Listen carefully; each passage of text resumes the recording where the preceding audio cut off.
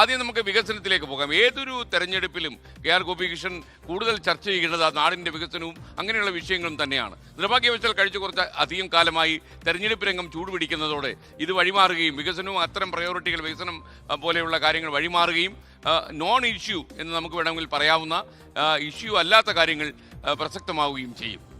എനിക്ക് തോന്നുന്നു SKN ഈ ഒന്നാം നരേന്ദ്രമോദി സർക്കാർ അധികാരത്തിലേറ്റതിന് ശേഷം പിന്നീട് അങ്ങോട്ട് ഒരുപക്ഷെ ഈ ഇന്ത്യയിലെ തന്നെ വിവിധ സംസ്ഥാനങ്ങളിലെ തെരഞ്ഞെടുപ്പിന്റെ രീതികളെ സ്വാഭാവികമായിട്ടും അതിന്റെ സാമുദായിക സമവാക്യങ്ങളെ കൂടി ബന്ധപ്പെടുത്തി മനസ്സിലാക്കാൻ, അതായത് ഒരു സോഷ്യൽ എഞ്ചിനീയറിംഗിന്റെ ഒക്കെ ഭാഗമായിട്ട് കൃത്യമായിട്ട് വോട്ട് ബാങ്കുകൾ സൃഷ്ടിക്കുക, വോട്ട് ബാങ്കിന്റെ നീക്കങ്ങൾ പരിശോധിക്കപ്പെടുക, അതിനനുസരിച്ചിട്ടുള്ള നയങ്ങൾ രൂപീകരിക്കുക, ഈ തരത്തിലേക്ക് ഈ രാജ്യത്തിന്റെ തന്നെ പൊതുവേ ഉള്ള ഒരു തെരഞ്ഞെടുപ്പ് രീതികൾ മാറി എന്ന വിലയിരുത്തൽ പൊതുവായി തന്നെയുണ്ട്. അതിന്റെ ഭാഗമായി ഇപ്പോൾ കേരളത്തിലും കഴിഞ്ഞ ദിവസങ്ങളിലൊക്കെ തന്നെ നമ്മൾ സംസാരിച്ചു കൊണ്ടിരിക്കുന്നതും ചർച്ച ചെയ്തുകൊണ്ടിരിക്കുന്നതും ഡീലുമായി ബന്ധപ്പെട്ട കാര്യങ്ങളാണ്. ഈ ഡീലൊക്കെ അല്ലെങ്കിൽ സാമുദായിക സമവാക്യങ്ങളൊക്കെ തന്നെയാണോ കേരളത്തിലെ ജനവിധിയെ അക്ഷരാർത്ഥത്തിൽ നിർണ്ണയിക്കാനും സ്വാധീനിക്കാനും പോകുന്നത് എന്ന കാര്യം ഒരു തർക്ക വിഷയമാണ്. പക്ഷേ 10 വർഷം നിന്ന ഒരു സർക്കാർ, ആ സർക്കാരിന് സ്വാഭാവികമായി ഉണ്ടാകേണ്ടതാണ് ഒരു ജനവിരുദ്ധ വികാരം അല്ലെങ്കിൽ ഒരു ആന്റി ഇൻകംബൻസി ഫാക്ടർ എന്ന് പറയുന്നത് സ്വാഭാവികമായി ഉണ്ടാകേണ്ട ഒന്നാണ്. പക്ഷെ അത്രത്തോളം അല്ലെങ്കിൽ സാധാരണ നിലയിൽ കേരളത്തിൽ മാറി മാറി മുന്നണികൾ ഭരിക്കുന്ന ഒരു സംവിധാനം ഉണ്ടാകുന്നത് പോലെ അത്രമാത്രം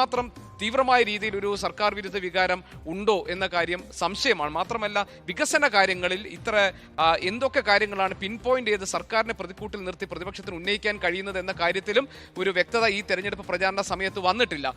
മാത്രമല്ല പ്രതിപക്ഷം യഥാർത്ഥത്തിൽ പറയാൻ ഉദ്ദേശിച്ചിരുന്നത് ഒരു വികസന കേരളത്തെ അവതരിപ്പിക്കാൻ പാകത്തിലുള്ള ചില പുതിയ നയരേഖ അവതരിപ്പിക്കുക. ഇപ്പോൾ അവരുടെയൊക്കെ ഈ പ്രകടന പത്രികയൊക്കെ വരാനിരിക്കുന്നുള്ളൂ, അതിനകത്തുള്ള വാഗ്ദാനങ്ങൾ എന്തൊക്കെയാണ് നമ്മൾ മനസ്സിലാക്കാൻ പോകുന്നുള്ളൂ. പക്ഷേ ആ നിലയിൽ കേരളത്തെ അടുത്ത 5 വർഷത്തേക്ക് അല്ലെങ്കിൽ അടുത്ത 10 വർഷത്തേക്ക് അല്ലെങ്കിൽ ഒരു 1/4 നൂറ്റാണ്ടിലേക്ക് കേരളത്തെ എങ്ങോട്ടാണ് നയിക്കേണ്ടത് എന്ന കാര്യത്തിലുള്ള ഒരു നയരേഖയോ രൂപരേഖയോ ഒക്കെ അവതരിപ്പിക്കുമെന്നാണ് VD സതീശൻ പറഞ്ഞിരുന്നത്. അപ്പോൾ ഇത്തരം കാര്യങ്ങൾ താങ്കൾ പറഞ്ഞതുപോലെ തന്നെ അടിസ്ഥാനപരമായി നാടിന്റെ നന്മയും ജനങ്ങളുടെ പുരോഗതിയും വികസനവും ഒക്കെ അതിനൊക്കെ മുൻഗണന നൽകിക്കൊണ്ടുള്ള ഒരു കാഴ്ചപ്പാടും പദ്ധതികളും വാഗ്ദാനങ്ങളുമാണ് യഥാർത്ഥത്തിൽ രാഷ്ട്രീയ പാർട്ടികൾ ഒരു ജനാധിപത്യ സംവിധാനത്തിൽ നാടിന് മുന്നിൽ അവതരിപ്പിക്കേണ്ടത്. നിർഭാഗ്യവശാൽ ആ നിലയ്ക്ക് വലിയ ചർച്ചകൾ ഈ തെരഞ്ഞെടുപ്പ് പ്രചാരണ രംഗത്ത് കാണുന്നില്ല.